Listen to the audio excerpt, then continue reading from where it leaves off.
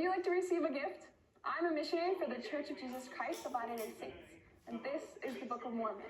Specifically talks about Jesus Christ. There's a quiet embarrassment at the center of modern quantum physics. It's barely mentioned outside academic circles, and it's often soft abstractions or confusing mathematical language, but the problem itself is pretty blunt. According to our most successful physical theory, reality does not fully exist until it's observed. Quantum mechanics, unlike classical physics, doesn't describe objects as having definite properties at all times. Instead, it describes them with a mathematical entity called a wave function. This wave function doesn't tell us where a particle is or what it's doing. It just tells us what the particle could be doing. Multiple positions, multiple states, multiple outcomes, all covered by the wave function all at once. This condition is called superposition, and it does work mathematically. The predictions derived from it are so accurate that nearly all modern technology depends on them. Transistors, lasers, MRI machines, and even GPS systems, they all rely on quantum principles. So the theory isn't speculative, it's precise, it's testable, and most importantly, it is overwhelmingly successful. And yet, it contains within it a fundamental fracture. When a quantum system is not observed, it evolves smoothly according to the Schrödinger equation. Nothing dramatic happens and all its possibilities coexist.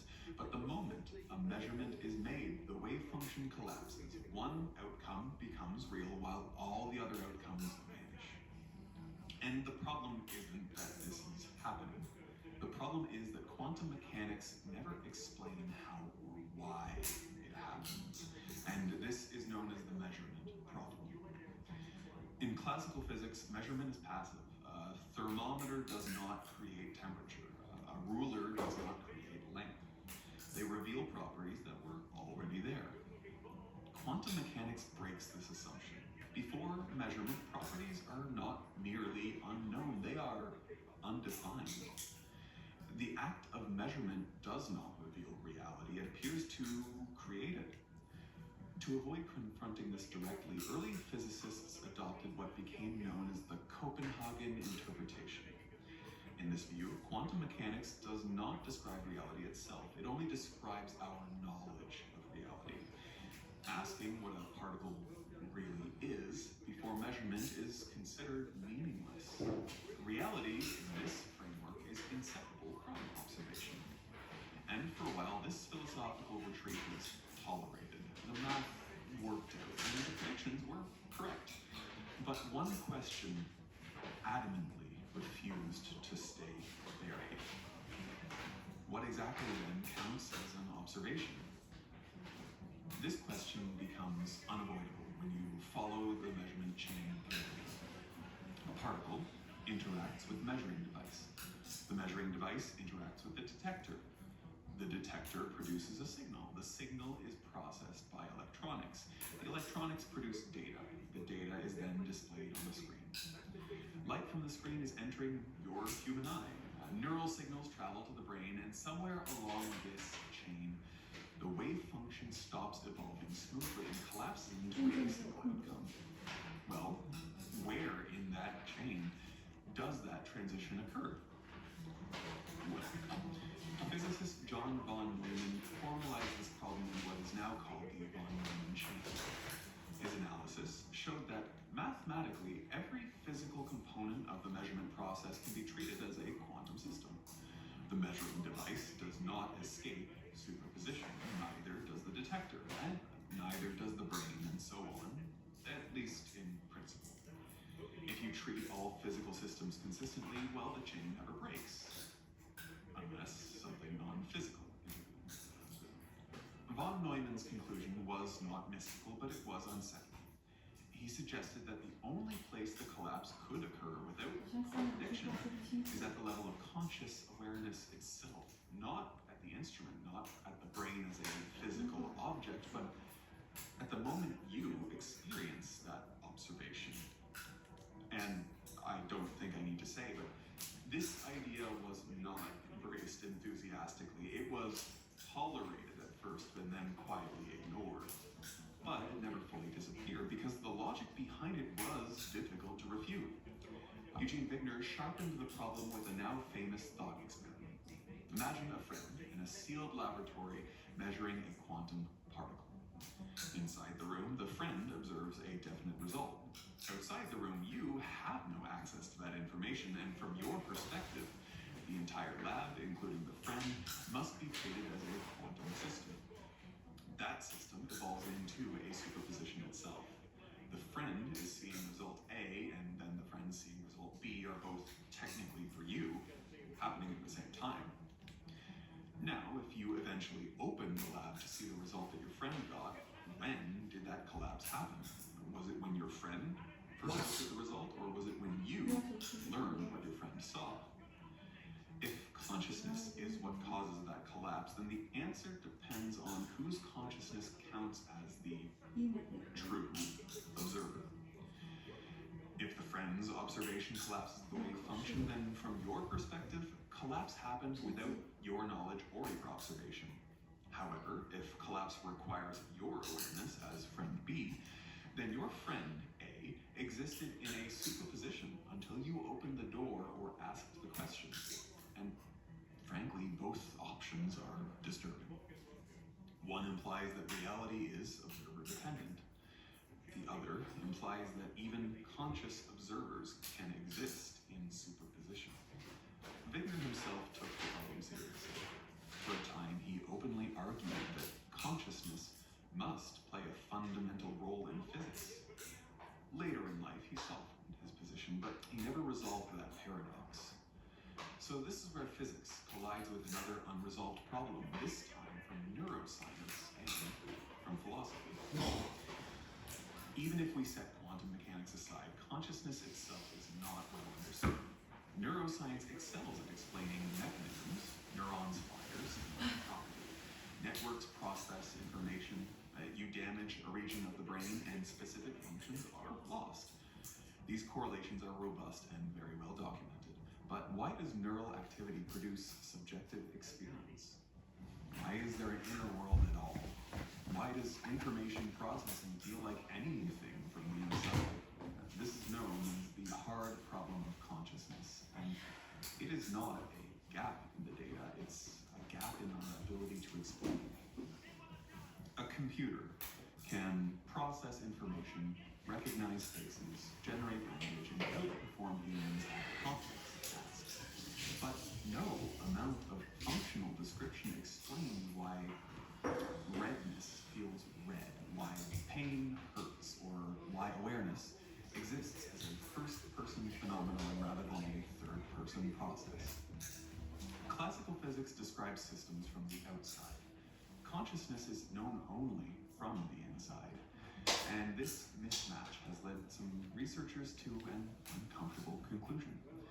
If consciousness cannot be reduced to classical computation, and if quantum mechanics already requires an observer-like role to explain how reality becomes definite, then perhaps these two problems aren't separate. Perhaps consciousness is not an emergent afterthought in a mechanical universe, but a missing piece in its foundation. This does not mean that consciousness is magical or supernatural. It means that our current picture of reality is maybe incomplete in a way that excludes the very thing we are observing. So the question then is not whether consciousness is mysterious.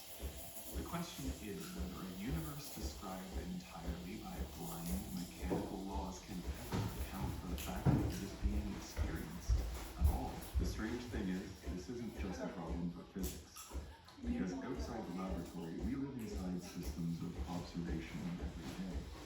Not wave functions and detectors, but algorithms, data brokers, surveillance networks, who are observing our every visual move. Yay! Insurance! If only people thought that before they had to use it. That's why at Stake, we're making insurance simple to get and simple to claim. More yips, less snars. How do you like insurance now? In the quantum world, the actual measurement is what forces reality into some similar happens. And the more you're tracked, the more you're counted, profiled into a little invisible box that they use to sell ads, and sometimes even more. If you've ever wondered how scammers can find out your name, address, or search history, and online behavior, it's because of the data. They gather and aggregate your information. That's why today's class will Incogni exists. Incogni is a service that automatically removes personal information from private people. Consciousness truly has something to do with quantum mechanics, then the claim cannot remain philosophical. It has to interact with the physical world, it has to stand up and be tested, and it has to explain how a biological organ operating at body temperature could participate in phenomena usually reserved for subatomic particles. Otherwise, the idea collapses into nothing more than a metaphor. Roger Penrose, a mathematician disturbed by this limitation that most people would never even notice, explained that the starting point is not the brain, computation is. Modern neuroscience is largely built on an assumption inherited from computer science, that the brain is, at its core, an information processing machine. Consciousness, in this view, is what it feels like to run a sufficiently complex algorithm. Penrose rejected this assumption on mathematical grounds. His argument hinging on Gödel's incompleteness theorems results from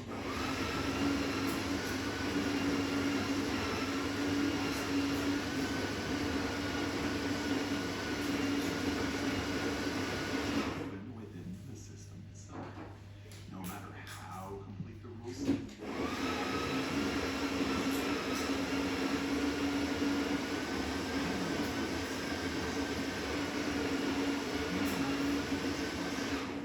certain statements that no algorithm can formally prove, not by brute force calculation, but by insight, by understanding. If human understanding were fully equivalent to an algorithm, then humans would be bound by the same limitations as formal systems. Yet, in practice, they're not. They can step outside the system, recognize its structure, and grasp truths that the system cannot certify. Penrose's conclusion was not that humans are magical. It was that human understanding is not computable. It cannot be reduced to a classical algorithm running on biological hardware. It was true that the brain is not a computer, and if it isn't classical, then it must be something else. Penrose proposed that something else lies in quantum, but not in the usual way that people imagine, not random quantum noise, not vague mysticism either, a very specific process built into the fabric of space-time itself. In standard quantum physics, wave function collapse is treated as a rule. Observe the system and the probabilities become facts. But Penrose found this deeply unsatisfying. It relies on measurement without explaining what measurement fundamentally is. Instead, he proposed that collapse is a real physical process called objective reduction. The idea is simple. According to general relativity, mass and energy curve space-time. According to quantum mechanics, particles can exist in a single position. But if an object is in two places at once, then space-time itself must also be in a superposition of two different geometries.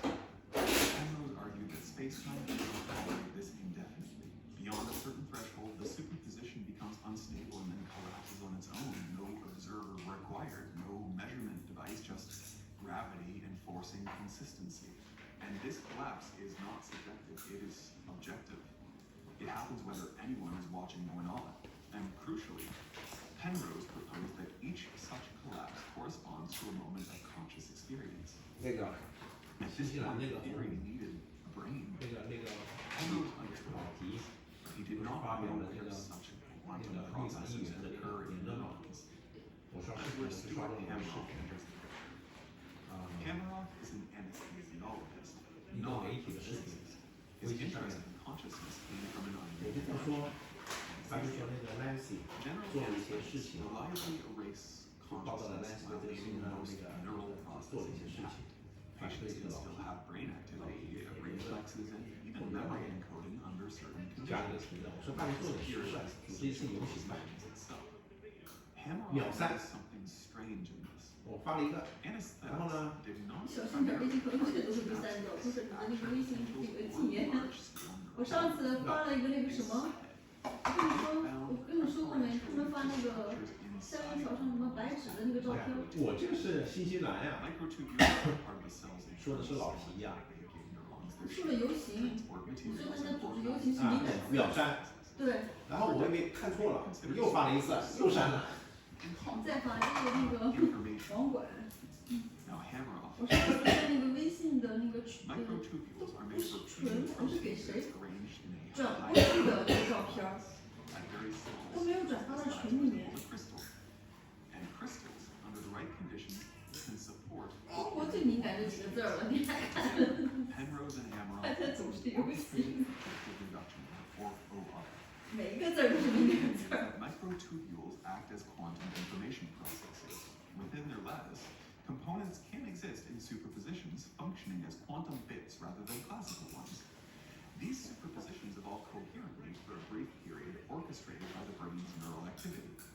When the superposition reaches Penrose's gravitational threshold, it undergoes objective reduction. The collapse is not random noise, it is structured, shaped by the geometry of space-time itself. Each collapse produces a discrete moment of experience. Consciousness, in this model, is not continuous. It is a sequence of quantum events.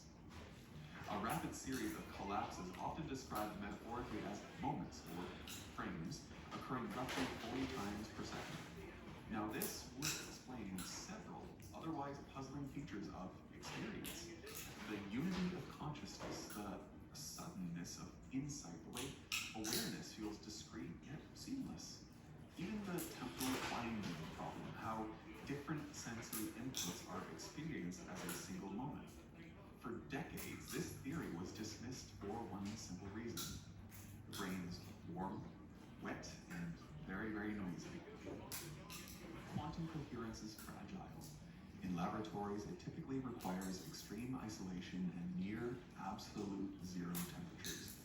In the brain, molecules are vibrating, ions are flowing, thermal noise dominates. Any delicate quantum state should decohere almost instantly. So, OR seems dead on arrival. But biology has a habit of exploiting physical effects in ways physics does not expect. In the early 2000s, researchers studying photosynthesis discovered something surprising. Energy transfer in plant cells showed signatures of quantum coherence. Excited electrons explored multiple paths simultaneously, selecting the most efficient route through superposition at room temperature.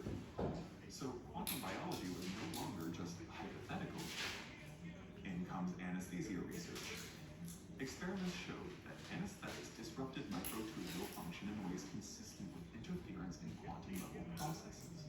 Consciousness disappeared when microtubule dynamics were altered, even though large-scale neural firing could remain. More recently, studies have suggested that microtubules may support a phenomenon known as super radiance. In very simple terms, this allows many quantum components to act as a single coherent system, amplifying and stabilizing quantum effects rather than letting them decay. This matters because it addresses the central criticisms of the theory. If microtubules can sustain large-scale coherence through collective behavior, then quantum processes in the brain are no longer obviously impossible. And let's just say right out here, none of this proves that OR is correct, but it does shift the question. The brain may not be a classical machine with quantum noise layered on top. It may be a system evolved to sit precisely at the boundary where quantum and classical physics meet. If that boundary is where reality becomes definite, then the brain is not just processing information, it is participating in the same processes that turns possibility into reality, which is a final destabilizing thought. If the brain uses quantum mechanics not just internally, but relationally, through entanglement and non-locality, then consciousness may not be confined to the skull at all. the connection to the universe when the mind is no longer local. Up to this point, the discussion has remained uncomfortable but contained. Consciousness may rely on quantum processes. The brain may operate at a boundary classical physics does not describe well. These ideas stretch neuroscience, but they don't yet rupture our sense of personal identity. That rupture happens when non-locality enters the picture. Quantum mechanics does not merely allow strange behavior at small scales. It violates one of the most intuitive assumptions humans have ever held, that objects exist independently and that influence travels locally through space. Entanglement is the clearest expression of this violation. When two quantum systems interact, they can become entangled, meaning their properties are no longer independent. If you measure one and the state of the other is immediately constrained, no matter how far apart they are. This correlation is not mediated by signals traveling through space. It is built into the structure of the shared quantum state itself. Einstein found this intolerable. He called it spooky action at a distance, and this wasn't as praise, this was a warning.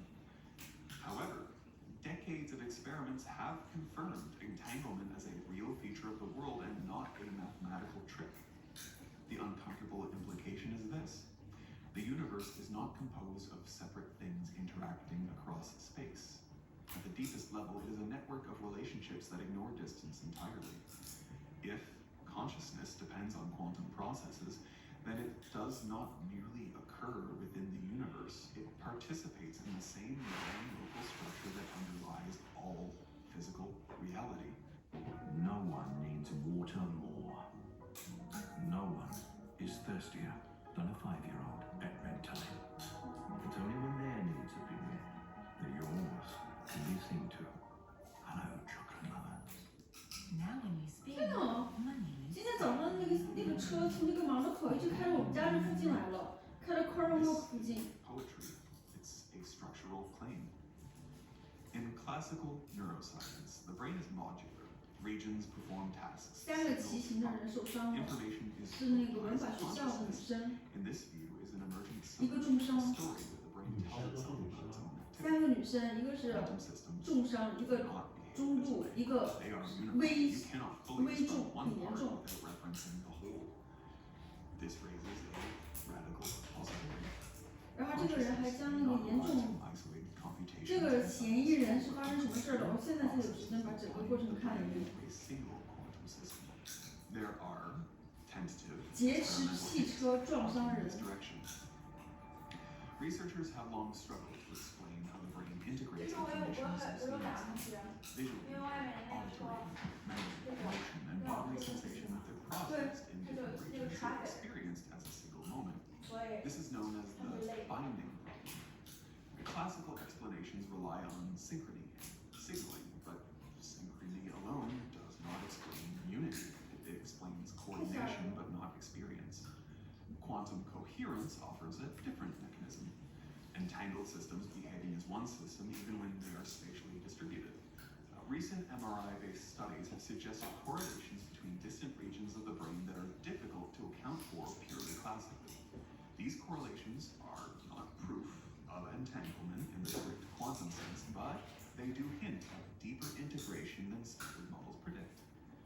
If microtubules can sustain coherent quantum states, and if those states span large neural networks, then consciousness may be a genuinely unified physical process, not an illusion layered over fragmentation. And this has consequences beyond neuroscience. 可以先， Quantum theory already forces us to reconsider the 如 role 果 of 要真 music. 做的话，先申 In the 请。 standard view, the universe moves according to deterministic equations until a measurement occurs. Then something then selects one outcome from many. The question has always been, what performs the selection? If conscious systems are themselves quantum systems, and if their awareness corresponds to objective reductions in space-time geometry, then consciousness is not a passive witness. It is an active participant in the unfolding reality. This idea is sometimes called the participatory universe. This phrase might sound wishy-washy, but I assure you it's real science. It describes a universe in which reality is not fully defined without interaction. Observers are not external to the system. They are part of the mechanism. mechanism by which the universe becomes specific rather than indefinite. In such a universe, consciousness does not merely observe events, it helps actualize them. This does not mean human minds can control reality at will. Quantum processes are constrained, probabilistic, and subtle, but it does mean that awareness is not an afterthought. The boundary between mind and world becomes more porous. Objects appear separate because decoherence hides their connections, not because these connections are non-existent. In that sense, consciousness may be local only in appearance. A conscious system